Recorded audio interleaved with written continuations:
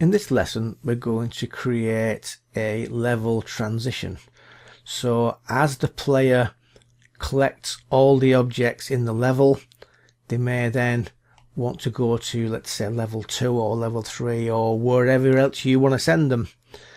So when they actually make contact with this level transition, the game will then transition to another level. Now this is exactly the same in every single way to the enemy and the collectible.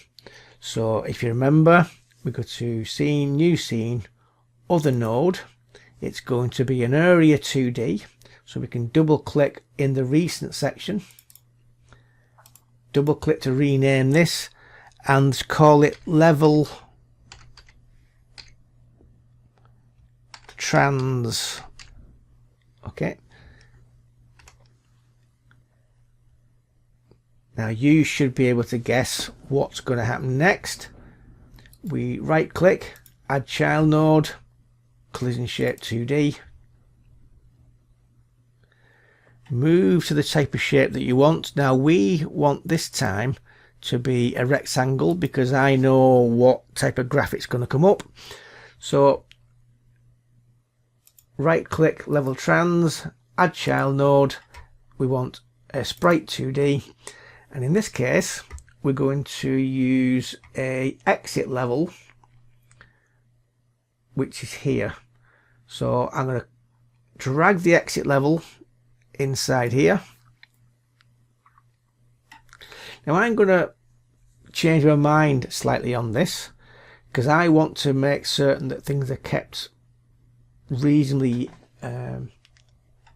consistent. So I'm going to change the name of this to exit level, and because we haven't saved anything just yet, that won't cause a problem. The node will still be an area 2D, even though I've called it exit level, which makes far more sense really.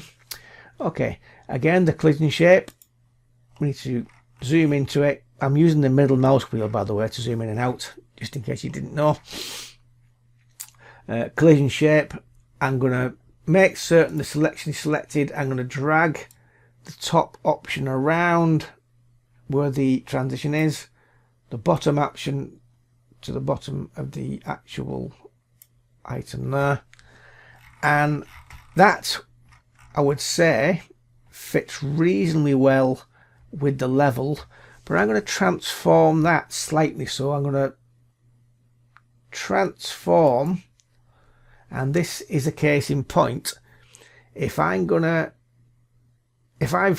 already set the collision shape up and I then resize the sprite with transform, let's say 0.5, you'll notice that the actual collision shape doesn't reflect that. So what I'm going to do, click onto collision shape again, resize it. So just bear that in mind, that if you've set the collision shape size and then you resize the sprite, you will need to readjust the collision shape. Again, I'm going to test that level to see it's okay. Save it in the scenes folder, and you'll notice that it's just visible there, no errors anyway, so we're fine. So that is that particular part.